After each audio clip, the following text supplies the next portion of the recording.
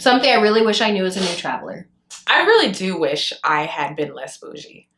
I really do wish I had taken that money and really explored a country in its entirety as opposed to a city. I'm not sure at that point if it dawned on me that one city doesn't actually make up a country. Yeah. And that in order for me to truly experience the culture, I would need to go to multiple places.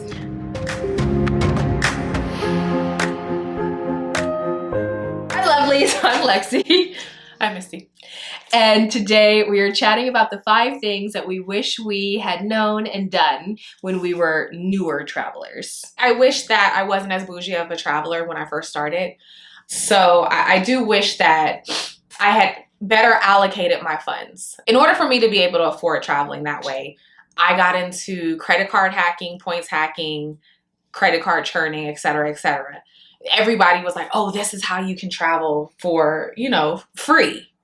Free being very subjective because you have to have good credit and then you have to have an income and then you need to be very responsible for paying back the credit card debt. Yeah. So I got into it heavy because when your credit card churning, you have to get the welcome points in order to actually have all those. So if you want the $100,000 points from Chase, you got to apply for that card. And then if you want the $75,000 point bonus from Amex, you need to apply for that. So I ended up with like 4 Chase cards, 4 Amex cards, a Capital One card, 2 Bank of America cards, a Discover card, all of this to just get the points to travel for free. And then all of the ancillary benefits that come with these cards.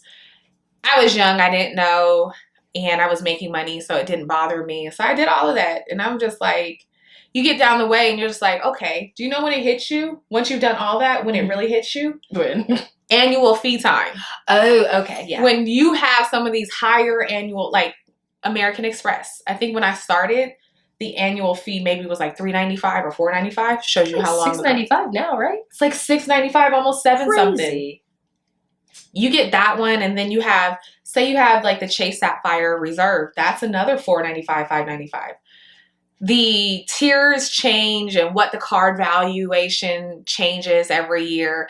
So then you end up with like 15 credit cards. For instance, I have like all of these credit cards. And the benefits that were initially attached to them have now changed. Yeah. And so some cards are not as valuable as others. Well, what I never understood was how to close the card without damaging your credit because I'm a young professional that is trying to establish themselves and obtain the American dream. So I want to buy a house and I want to buy a car and I got to keep my credit good. So it means I got to keep my balances down. If I close an account, how is that hurting me? I mean, that's gotta hurt because exactly your points don't have the history. So now I'm closing accounts and they're like, oh, it's okay. You can close the account and open another account and it's like a whole thing. But do they keep your history as like your card? You've had this card since? No, because you're closing the card and then you're applying to get a different card because you're trying to get that now bonus. Because now this card, for instance, the Platinum, the Delta Platinum American Express. The value wasn't there anymore. They moved the most value of that card was moved to another tier. Oh. So it was like, oh, you have to get that $495. Well, how many of these annual fees do I want? So I felt it didn't actually support long-term what I wanted.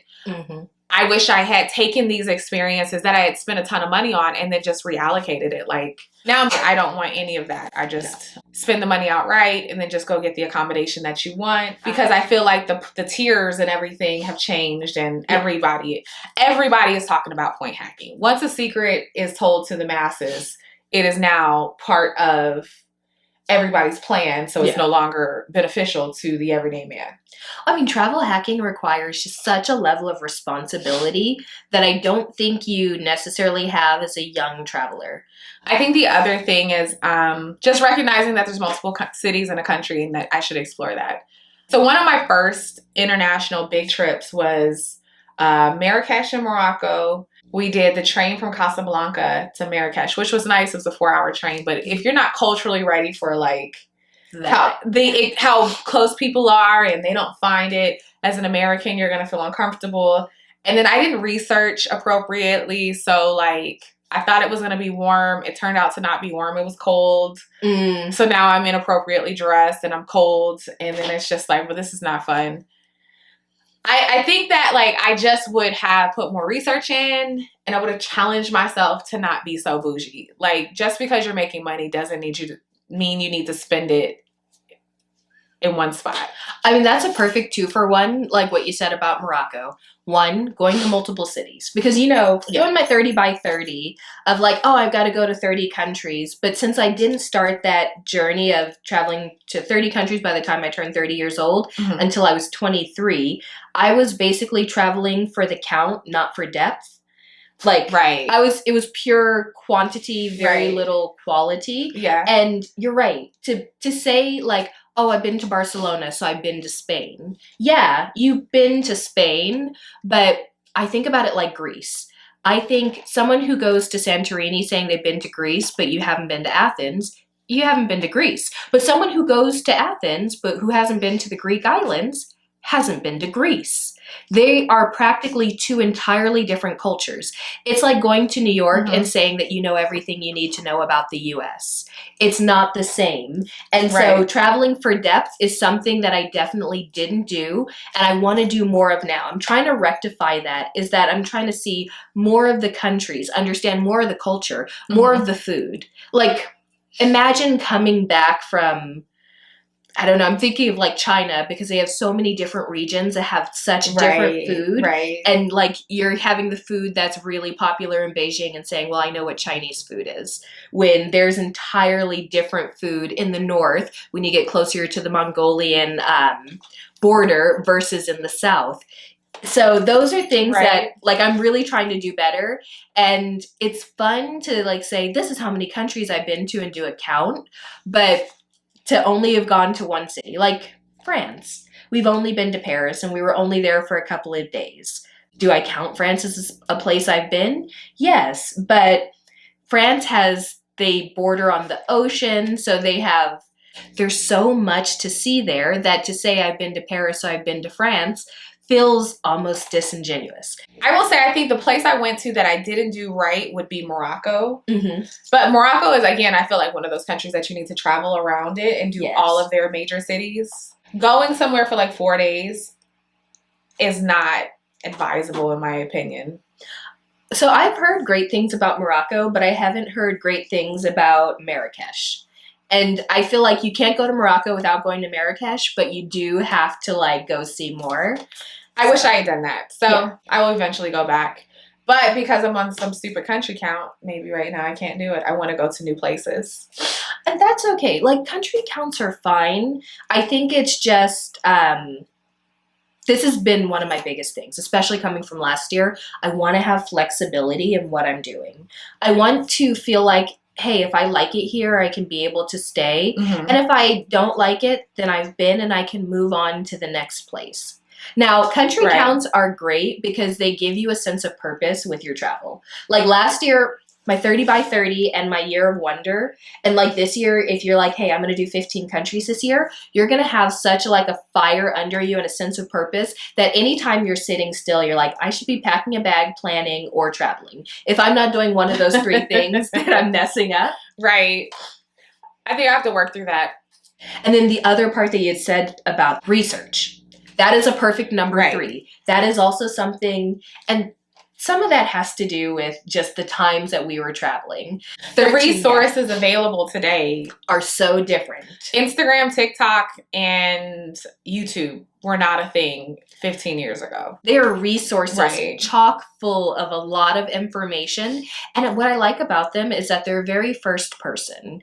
Hearing someone who looks similar to you talk about their travel experience feels way more personal than what I was doing back in the day, like when I was backpacking through Vietnam. If you were going to backpack through Vietnam today, and you aren't who you are today. Okay. All right, let me set this up. You are not who you are today, so you don't possess the knowledge you have. However, you are, 23, in Japan and leaving Japan, and you have the resources of TikTok, Instagram, YouTube, TripAdvisor, et cetera, et cetera. Would you have still done it with the big suitcases? I mean, Look. Because you have to, I mean, so it's like almost saying, you can't take the history of knowing that. But you took 3 large-ass suitcases. I did take 3 suitcases, but I'm sorry, only 2. I only took 2 suitcases. You only took 2. They were very, very big, though. That wasn't about a lack of research. That was about a certain level of cheapness. I didn't want to pay the money to ship my items back to the US. So I thought, that's cool. I'm going to put them in a suitcase and carry them with me throughout 2 countries on do you know how crazy you look on a moped with 2 suitcases? You've got one in front of you and one behind you. Like the driver is sitting there. He took my giant checked bag and put it in front of him. He's sitting there. I'm sitting there. We've got a suitcase behind us and I'm wearing a backpack. And we are riding down the road from the bus that I just got off of to my hotel. That wasn't a lack of research. That was a certain level of cheapness. Now, things that I would have done differently about Vietnam had I known, I ended up going to really cool places. Right. But, let's say if I was watching a ton of TikToks on Vietnam, I probably would have known that the end of March is their New Year's. And I would have planned accordingly, i.e. I would have gotten money out of the ATM so I wasn't sitting there with no cash. That's something I might have known. I also might have looked up more local cool restaurants because I got to go to a couple of really nice restaurants and then the rest were what I was passing by or asking people recommendations. Right. And recommendations is great in a lot of places, but if you go to a country where there's a very big disparity in money in how you're spending, what you as a tourist can afford and what a local can afford is super different. So sometimes when you're asking hey, where should I eat? You're asking people that are I afford to eat at home. I can't give you real recommendations. I feel I hit that in China. And China's not a poor country by any means. Don't want anyone to think I'm saying that. But there are people in the service industry that are well, I don't know what you can afford and what you're wanting. And so they give kind of just off the cuff recommendations of what they've heard other tourists say they liked. Okay. As opposed to what they actually enjoy. So I think I would have spent more time searching through, even finding the content creators from that country and hearing them talk about what they enjoy.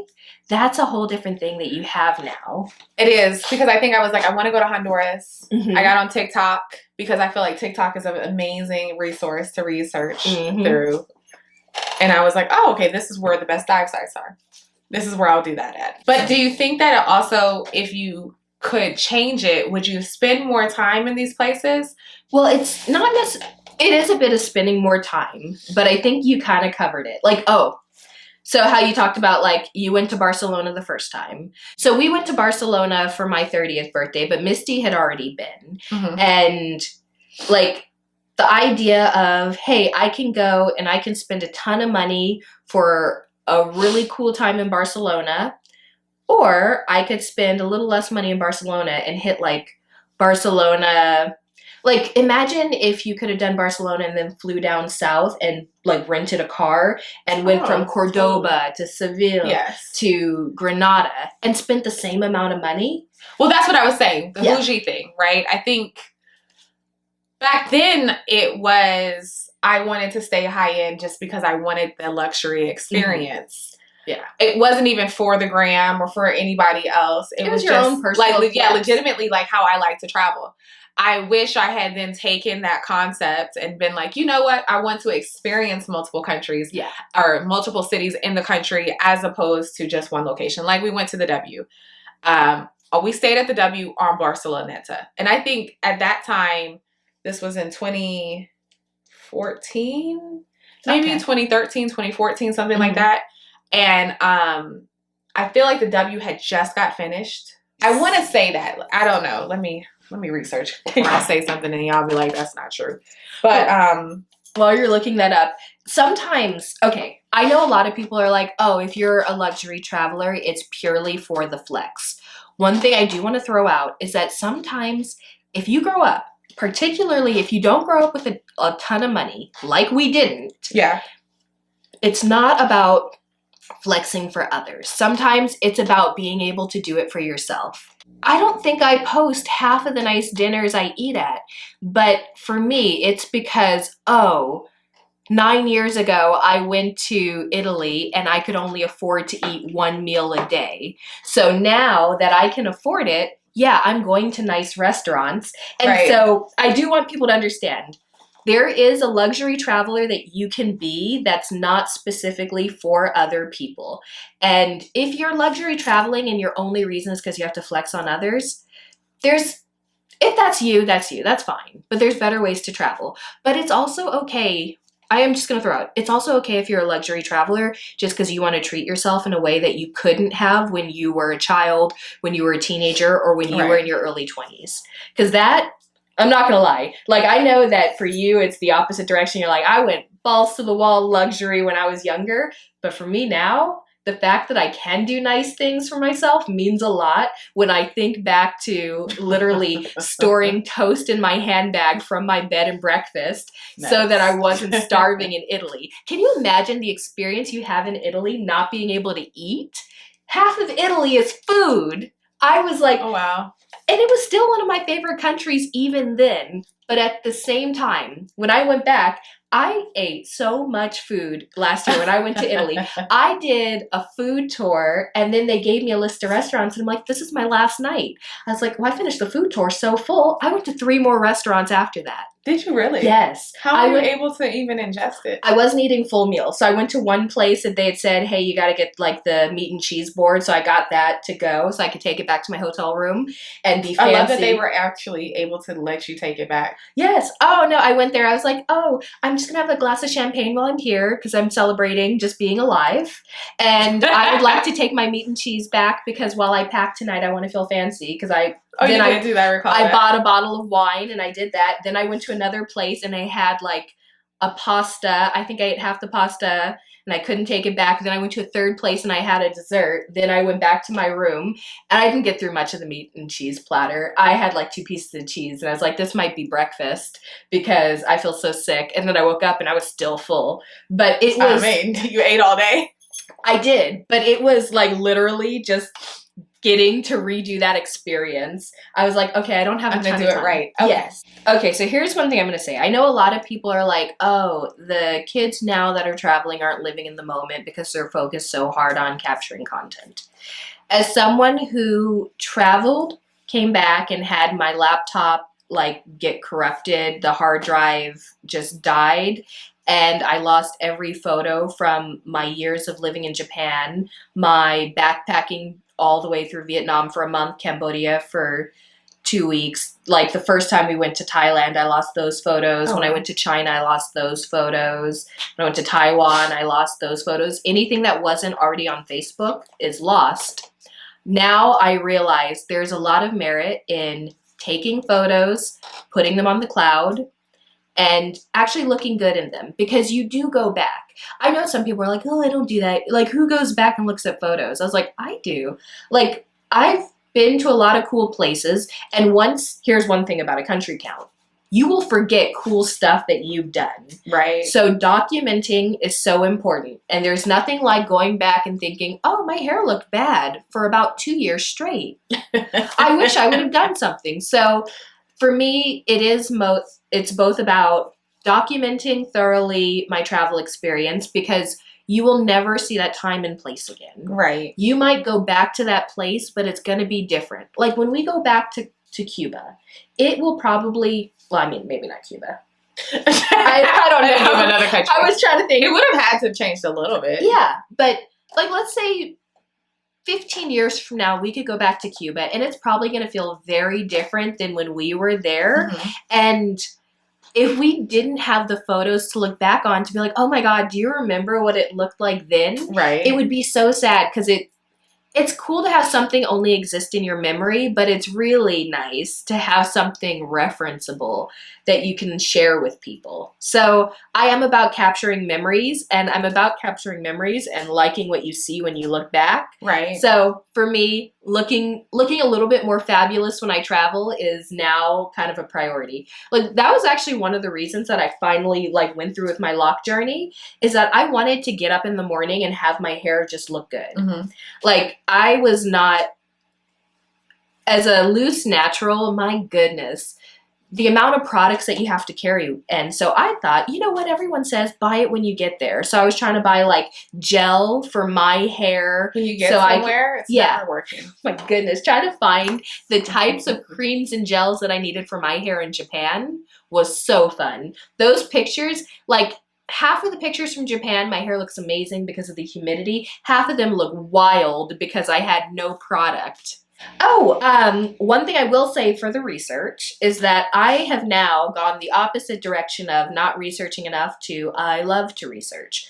So I research a ton before I travel, and when I come back, I then continue to research the place that I came back from, and I realized that I was doing so much that I should probably start putting it into an itinerary format. So I've now created those. We have some itineraries on our website, like I've got a great 72 hours in Beijing, but this is a perfect introduction to China, a great 4-day itinerary for London, and I'm starting to work on some more domestic ones, Chicago, Vegas, just went to New York for Christmas, so I'll put together something for that.